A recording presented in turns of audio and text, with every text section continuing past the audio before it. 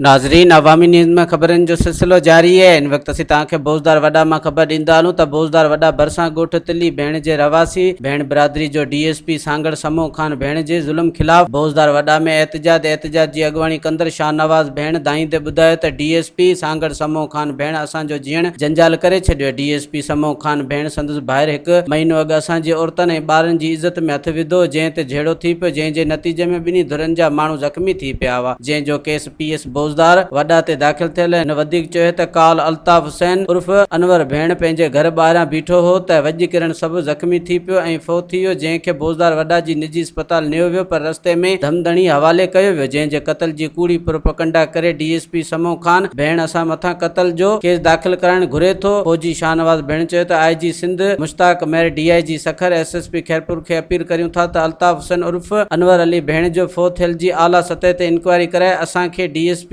سانگهڙ समून खान भेण जी साज़िशन खां तहफ़ुज़ फराहम कयो वञे। मज़ीद खबरों और तफसीलात के लिए विजिट करें हमारी वेबसाइट www.awamiNewsHD.com।